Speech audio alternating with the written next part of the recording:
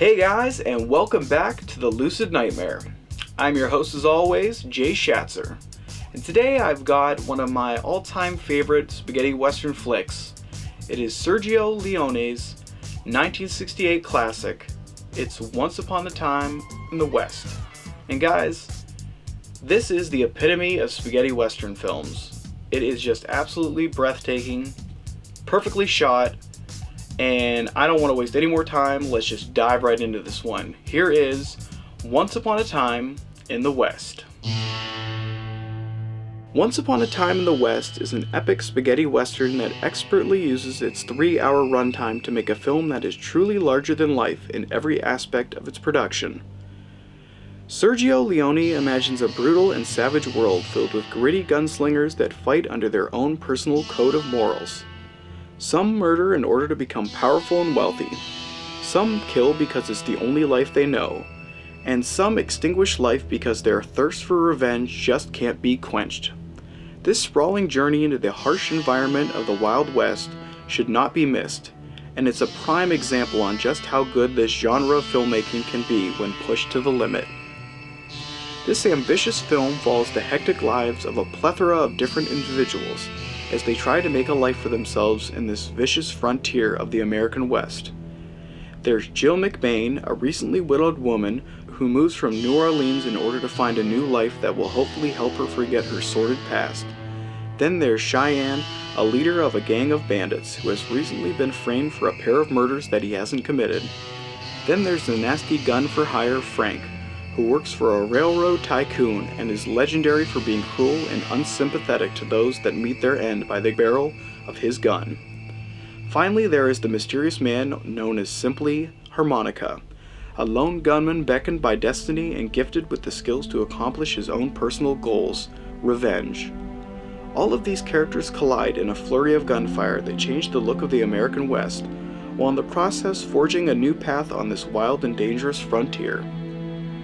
Charles Bronson plays the role of Harmonica, the nameless stranger that appears from out of nowhere, leaving nothing but death in his wake. Bronson does an amazing job with this dynamic character by giving him a cool and conservative disposition. His subtle nuances and laid-back attitude results in a chilling performance that really snatches your attention and allows the character to steal each scene he appears in. Another stupendous role of the film is that of Frank, the ruthless gunslinger, played by Henry Fonda. Most known for his more friendly and sympathetic characters, Fonda uncharacteristically brings the pain in his portrayal of Frank. This guy is the scum of the earth, doing anything he can to prosper and financially survive in this wild environment. What is truly memorable about his character is that he has these cold blue eyes that Sergio Leone purposely focuses on during many of the close-up shots of his character. This contrasting sight of peaceful blue eyes compared to the character's cruel and ruthless persona is rather shocking, and Fonda makes sure to give us a performance worth remembering. Bringing a lighter flair to the proceedings is Jason Robards as the bandit Cheyenne. Robards' strange performance as Cheyenne has to be one of the most entertaining interpretations of a character that I've seen in a long while. Almost bipolar in delivery, Cheyenne can present himself as a badass one moment and then flip that entirely, turning his personality into a wisecracking yet dryly delivered gunslinging comedian. There are even some action moments in the film that showcase some zany situations that Cheyenne gets himself into, like hanging upside down outside a train window smiling like a madman in Bronson's Harmonica.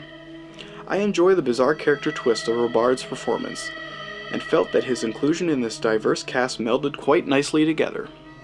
With the male leads all giving an outstanding group performance, the sole female main character has some rather large shoes to fill.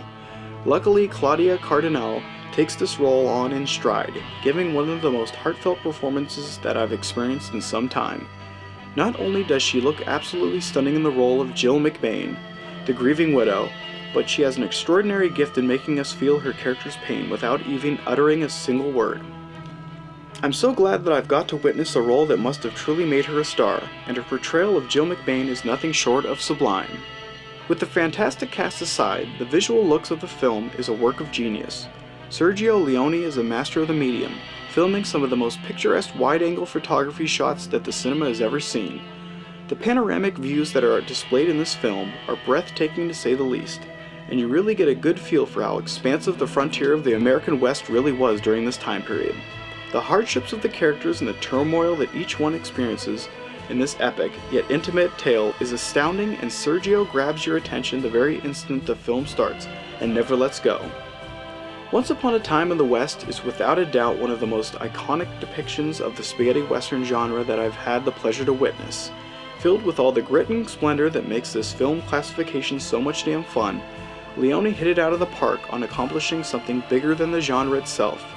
Shot in a style that truly demands your attention, the film makes you believe that you're witnessing an actual event play out as guns start to fire and the bodies begin to pile up. Never has a more diverse group of actors come together to make a cohesive and well thought out fictitious world come to life, and the heart and soul that is felt within each actor's role is unparalleled. The age of spaghetti westerns has come and gone, but the presence of this film has been felt long after, and it still remains that same power to this day. It takes an accomplished filmmaker to pull off that timeless nature, and Sergio Leone makes it all the more clear that he was one of those true masters of the cinema. Once Upon a Time in the West is proof that some genre efforts can surpass the confines of their respected categories and break into uncharted territory right beside some of cinema's most treasured classics. This film is an absolute Sergio Leone classic. And there it is, guys, Once Upon a Time in the West. One of my favorite spaghetti western flicks, and Sergio Leone's, well, I would say his best flick. He's made a ton of them, but this one is just at the top of the pile. Guys, that's it for me today. Hope you enjoyed that one. Hope you're a fan of spaghetti westerns like I am, because they really are great flicks. But hope you enjoyed that one. Hope you like what I'm doing here. If you do, please like and subscribe. And if you have time, leave a comment below because I'd love to hear from you. But until then, guys, as always, I will see you at the next movie review. Take care.